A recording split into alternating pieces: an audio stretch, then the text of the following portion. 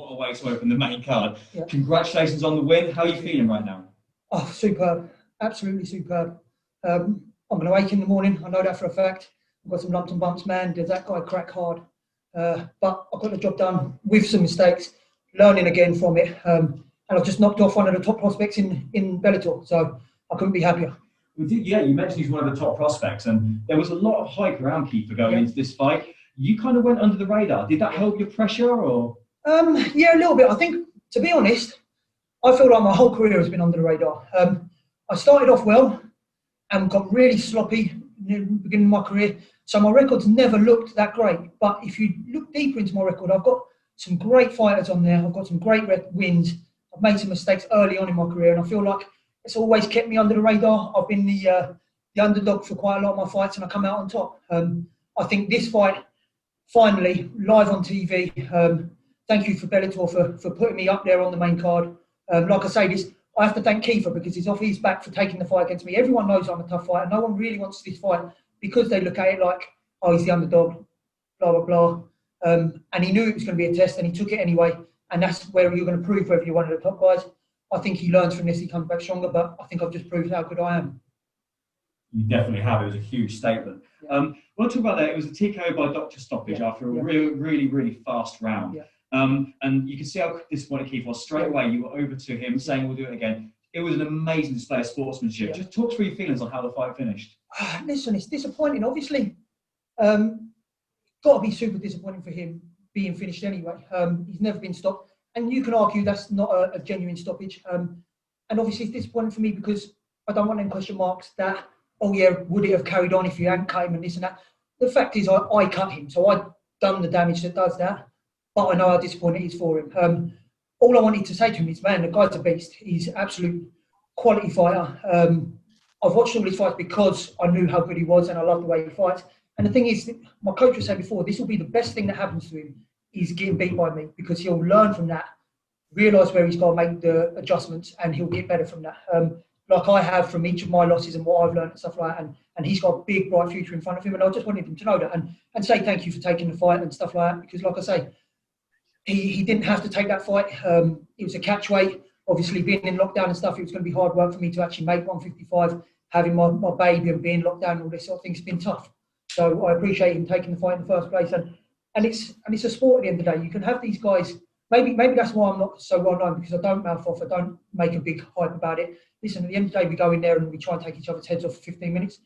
Outside of that, I respect everyone in the game. They're in there fighting and trying to put food on the table for their family, just like I am. So it's a sport. So yeah, that's why I'm so nice to him after the sportsman life. Do you know what I mean? That's the way it is. Kevin? Hey, Charlie, congrats on a big victory. Thank you. You know, in the beginning, it didn't seem to go your way, but then, you know, the moment you threw that knee, the whole momentum of the fight shifted. Yeah. Were you looking for that knee as he was going for the takedown, or was that just, you know, by chance? No, not at all. The knees weren't really anything I was thinking of. The thing we was going for was, to start with, I wanted to be long, hit him with my jab, stay away from his brawl. He started a little bit slower than I thought he was going to. I knew he was going to throw the kicks and try to range. And I just got sloppy on my jab and I didn't want to duck into any of his knees because he's got dangerous knees and elbows. So I didn't want to duck into any of his knees. And by doing that, I didn't duck at all and got caught with his left hook. And like I say, he hits like an absolute train. And I got hit twice with it. And it made me go, shit, I need to just bite down and start fighting, make it a bit of a brawl now. And as soon as I started landing a couple, I feel like I landed a couple of right hands that made him start changing his level, looking for that knee, which just presented itself. Do you know what I mean? It was just spare of the moment that was going for it. And like you say, once I'd landed that and there was a bit of blood, I got top position. I felt like he was on his way out. I could hear his corner saying that I was tiring. And the ref hadn't really warned him that much. He was moving and defending really well. So I didn't want to blow myself out where I thought I was overtaking the fight. I thought he was on his way out. But I didn't want to blow myself out. I could hear him saying there's only 30 seconds left. And I didn't want to push too hard and not get the finish and give him a second life in the second round. So I sucked it up a little bit. But yeah, I felt like once I started landing and staying in the pocket and not just winging straight into that blooming left hand of his, I was doing much better. You know, you've been one of the luckiest fighters out there right now, getting to fight in the pandemic, and not a lot of fighters out there. Explain your whole process through training camp, coming to the bubble, getting ready, all this setup. How has it been? Right. Getting back to training was the main key. I mean, I'd spent months in proper lockdown. We was told my wife was heavily pregnant. So we was told we need to isolate and lock down. We weren't seeing anyone. We were stuck in the flat. Then we had our baby, and another again, the hospital telling us, no, you've got to stay locked down. So I put a lot of weight on, got out of shape, hadn't trained at all for 2 or 3 months. So just getting back to training was nice. And luckily, I had a couple of teammates, or a teammate, Sam Patterson, who was fighting before me coming up. So I was in there helping him with his camp, getting my weight down already before I got offered this fight. So then by the time I got offered, it was nice. I was already halfway in to getting in shape and stuff like that. So nothing really changed. I just upped it and started monitoring my weight and getting my weight down even more. You know what I mean? Really dialing it in. So training went pretty well, pretty smoothly. Don't get me wrong, making the weight was always difficult. It always is. So that was tough. But being able to fight has been amazing. Like I say, I've been sitting at home for months not knowing where the money was going to come from. I ended up on universal credit because my whole career is fighting and training, and I couldn't teach anything, I couldn't do anything, so I ended up on universal credit for a while, just to pay bills. So being able to come back, earn money, put food on the table has been amazing, and I can't thank Bellator enough for it. All right, thank you, Charlie, and wish to see more of you in the future. Thank you very much. Donna? Hey, Charlie, how's it going? Congratulations on the result. You mentioned, getting out of shape. You mentioned that it's been a tough lockdown. Obviously, congratulations on the child as well. Do you feel like the fight really? Do you feel like the pace of the fight would have changed if you'd gone into the second and perhaps he'd had that chance? Let's say the doctor says, yeah, he has that extra break as well. Do you think that he would have been in the advantageous position then because of the fitness? No. Like I said, my fitness and my cardio is one of the things that I think is one of the best things, one of my best attributes. I'm always in the fight all the way to the last bell because my power normally carries the 3 rounds. I've got the heart to just keep going. It don't matter whether you beat me from pillar to post, I'll still be in there all 3 rounds, giving him my everything. And I don't think it would have made that much difference. I feel like the tide had already turned. I feel like he was on the way out. I just didn't want to make a mistake of blowing my wad too early and then going, oh shit, he may, so excuse my language, he may start picking up the pace a little bit again. Like I say, he hits real hard, man. And I didn't want to make any mistakes. So no, I feel like my cardio is always good. Even when I'm really out of shape, I'm in there doing rounds upon rounds with some of the fittest guys that we've got in the gym. So I will still always push the pace. It was just hard getting the weight off. Do you know what I mean? My cardio was still good. I was still riding my bike to train, and I was doing the extras. I was doing the miles running. It's just hard to work on the joints and stuff like that when you're carrying the extra weight. So it's just difficult. So I felt good. Having watched him, on tape and having prepared in the way that you did for the fight, did you expect to be able to land as much and as cleanly as you did? Yeah, 100%. I felt like I was going to outbox him, stay long. He was going to try and kick, but I felt like my range would be able to catch him while he was kicking. And then I felt like he was going to try and brawl and put me down. So, like I said, the one thing that surprised me was that I didn't establish my jab. I wasn't quick enough getting back out off of my jab. I felt like I was landing, but I was getting caught with that left hand, that winging left hook. He was quicker than I felt he was going to be. And obviously he wasn't keeping my right hand up high enough. But I did feel like I was going to outbox him, and I felt like he'd be reaching and trying to close the distance, and I'd pick him off. That's why I was predicting end of the second, probably beginning of the third, because I felt like I'd pick him off. He'd be desperate trying to close in, and then I'd crack him on the way in. But I landed heavy shots when I had to change my plan a little bit once he started cracking me. So it was all good. I feel like I've got that game. Do you know what I mean? I've got the all-round game. I can stay on the outside.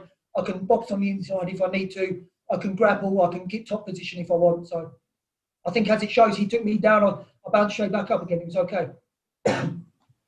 Lenny? How's it going, Charlie? What a win and an impressive performance. A war from straight. As soon as the bell rang, it was a war. You hurt him, he hurt you. And your boxing, nonetheless, did look crisp in there today. Yeah. You know, you're hitting him with some right hands. You're hitting him with some really, really good shots. Yeah. Did you work on something in camp that you could capitalise against Crosbie tonight? No, it was like I say, it was literally just staying long on my boxing. Be careful of the calf kicks because listen, he's got a great camp. Kavanagh is a superb coach. They all know what I fight like. I speak to Kavanagh quite a lot. And he would have watched my last fight where Wild had kicked the leg and done well with that. So I presumed that's what they were going to come and do. Crosby's got some good kicks. He's got some good karate style sometimes. He mixes it up well and he can brawl. But I felt like my game and my strongest attributes were going to be behind my long jab, stick him hard with it. Because, listen, I hit hard, whether it's a jab, it's a cross, whatever it is, right hand, left hand, I hit hard. And I felt like when I started cracking him with that jab, he's going to walk into one of my right hands. And like I said, I just got lazy on the jab, maybe on the exhale, or maybe underestimated how fast he was, which let him get that left hand in. But like I say, I'm not out. And unless the referee is waking me up and he's dragging the guy off of me, I'm in that fight all the way to the end, no matter what. So even though he cracked me hard, I'm still swinging. Yeah, you showed an incredible heart in this fight. And I got to ask about the stoppage. I think it got recapped earlier, but do you think it was right to stop the fight? To be fair, I got a little look. I wanted to see it. So I've gone over to speak to him afterwards, and I had a little look, and it looks like he's cut it's his eyelid that's cut as well. So it's cut from like the inside and it's come across the top. So his eyelid's actually open on top of his eye, which is obviously dangerous. I didn't see what it was that cut him. I don't know whether it's the elbow that I landed or some of the shots.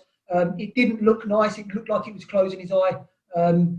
Listen, I always preferred to have the doctor stop it, and he lives to fight another day. I'd never wish damage on anyone and permanent damage. You know what I mean? Hopefully he'll get it glued or stitched up and he'll be back fighting again soon as. The last thing you want is to have that ripped open or ripped off.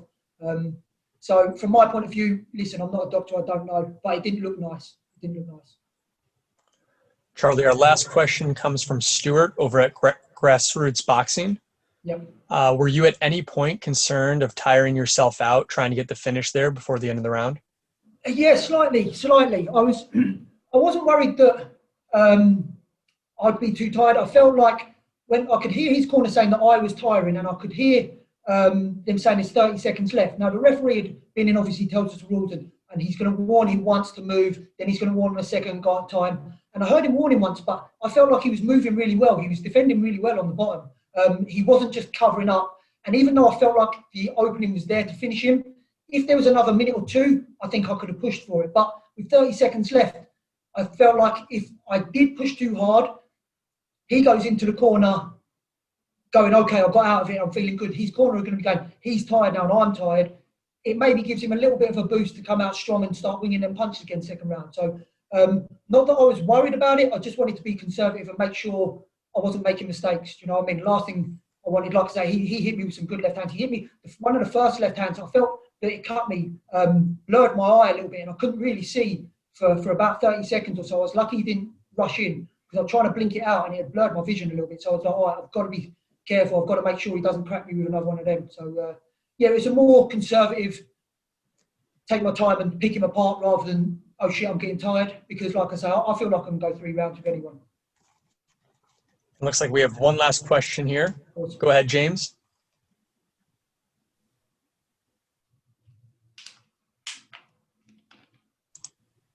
James, your line is now live. Come on, James. Hello. Hello, mate. How are you? Charlie, so a lot of these fights you go into, you seem to be the underdog. Yeah. After tonight's performance, do you think people may start realising how good you actually are?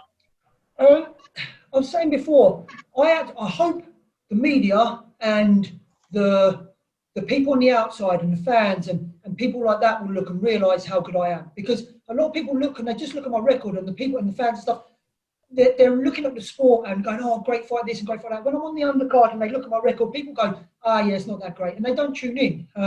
If you watch my fights and you watch how I fight and who I fight, I feel like I'm exciting. I feel like maybe I shouldn't be the underdog all the time, but I don't mind being the underdog. I enjoy that. I come out and I try and spoil people's parties. That's fine. I think the people in the know-how, like Bellator and like my opponent, like Kiefer, like John Kavanagh, like all the guys in the know-how, I think they know how good I am, and that's why I'm getting put in these spots, and this is why they're putting someone like Kiefer, who is one of the massive prospects, one of the top prospects, they're putting him against me to test him, to see if he's got that next step up at the moment. Do you know what I mean? So I don't mind being the underdog. I'm just hoping that this will put me up there now and they'll start putting me a little bit more on the main cards, a little bit more publicity, and the wider audience will recognise me. I understand I'm a little bit older and I'm not as vocal on social media, and I'm not very loud and stuff like that on the socials and things. And maybe I should do something different, but I want to look back at my career and be proud of who I am and what I've achieved with not having to talk my way into it. Do you know what I mean? I want to achieve what I've achieved by my performances and have people in the sport respect me. So fingers crossed they do. If they don't, I'll just keep plodding along, keep getting the wins and keep upsetting people. Do you know what I mean? So I'm happy, man. I'm just loving being part of Bellator, and I can't thank friends and family enough and everyone for supporting. So.